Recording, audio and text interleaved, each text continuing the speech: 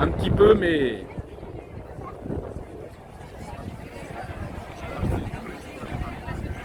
Maintenant? Ouais, c'est mieux. Vous m'entendez là maintenant? Non. Si.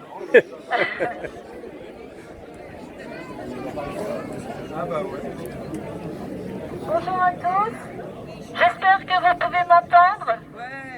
Parce que ça pourra pas être plus fort, je suis désolée. Alors, merci d'être là. Aujourd'hui, on a prévu une manifestation donc qui va commencer ici et puis qui se terminera devant la sous-préfecture des Côtes-d'Armor. Ce qu'on a prévu, c'est de lire là tout de suite le dernier communiqué du collectif national pour une paix juste et durable entre Palestiniens et Israéliens, qui au niveau national comprend de très nombreuses organisations, syndicats et partis politiques. Si on a le temps, on a un petit peu d'autres lectures à partager avec vous. Et ensuite... Hein? Oui, c'est ça, s'il ne pleut pas. Et puis ensuite, nous allons donc descendre par la Venelle, là, la rue Savidan, et puis on va place du centre. Si le temps le permet, à ce moment-là, on fera une pause et puis on pourra faire encore de la lecture.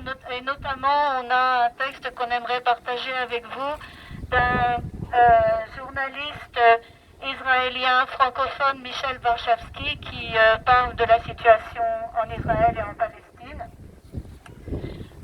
Voilà. Alors là, je vais donc lire le communiqué du collectif national pour une paix juste et durable. C'est parti. J'ai oublié le papier, donc là je l'ai sur le téléphone. Ouais.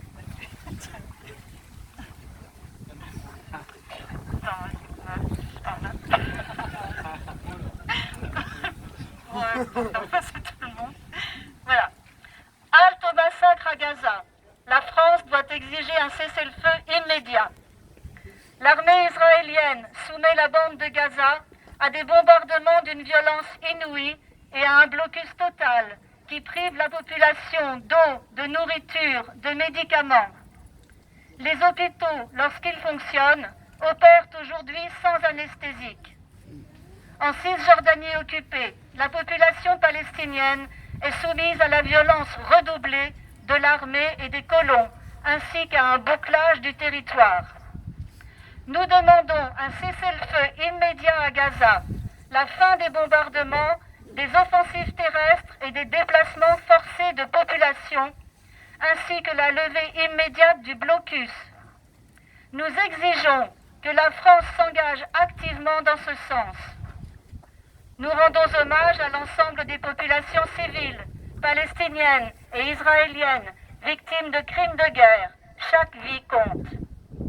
Une paix juste et durable ne sera possible que dans le cadre de la reconnaissance des droits du peuple palestinien, de l'arrêt de la colonisation et de la fin de l'occupation israélienne dans le respect de l'ensemble des résolutions de l'ONU.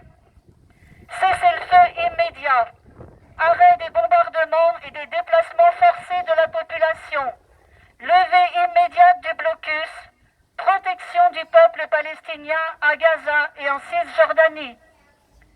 Les libertés d'expression et de manifestation, libertés démocratiques fondamentales, doivent être respectées. Voilà. La France aussi.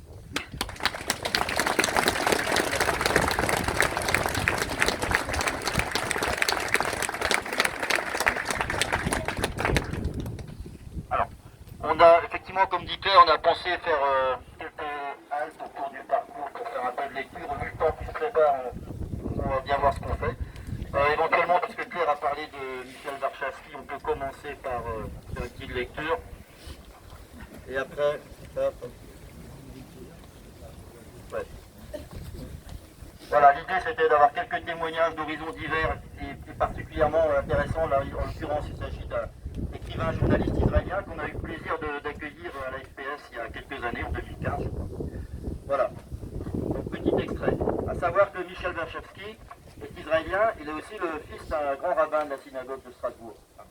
Voilà. Il dit, entre autres choses, nous avons dépassé les crimes de guerre, nous sommes face à un crime contre l'humanité à Gaza. La Cour pénale internationale doit s'en saisir. La population de Gaza paye une nouvelle fois le prix cher, sans pour autant que ce carnage, ces milliers de morts gazaouis ne calment l'opinion publique israélienne qui se sent menacée.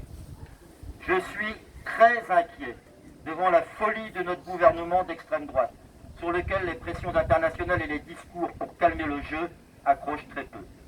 Nous sommes face à des jusqu'au-boutistes extrémistes qui sont en plus des incapables et des voyous. Netanyahou est leur otage, ça fait peur. Enfin, je dirais Netanyahou en fait partie des incapables et des voyous. Un peu plus loin. Mais je refuse, dit Michel Warszawski, je refuse la symétrie entre les deux parties. Il y a un occupant et un occupé. Même si l'occupé peut utiliser des méthodes intolérables qu'il faut dénoncer. N'oublions jamais, Israël est l'occupant. Il a les clés de la solution. Les Palestiniens sont poussés à bout par le désespoir, mais aussi par un sentiment de dignité. Puisqu'on doit crever, crevons en nous battant pour notre terre. Je vois en Occident, notamment en France, des débats minables qui ne sont pas à la hauteur de l'extrême gravité du moment. Au lieu d'utiliser tous leurs leviers pour imposer un cessez-le-feu immédiat, de nombreux dirigeants politiques préfèrent prêter allégeance à Israël. Ils sont, sous les yeux du monde entier, les complices d'un crime contre l'humanité. Israël a les clés de la solution, se retirer des territoires occupés et ne pas provoquer une nouvelle Nakba. Un ministre du gouvernement israélien a déclaré qu'il fallait finir le boulot de 1948. Cette idée selon laquelle nous aurions gardé beaucoup trop de Palestiniens sur notre territoire obsède notre gouvernement, qui entend créer l'occasion pour nettoyer Israël et en faire un État juif démographiquement, c'est-à-dire un État composé uniquement ou quasi uniquement de juifs. C'est dans la continuité de la loi fondamentale qui a été votée il y a 2 ans, Israël comme peuple-nation, comme État-nation du peuple juif. C'est totalement contraire aux engagements du jeune État d'Israël pour être accepté à l'ONU en 1949. Il s'agit non seulement de ne plus reconnaître les droits nationaux palestiniens, mais de s'en débarrasser le plus vite possible. C'est terrifiant.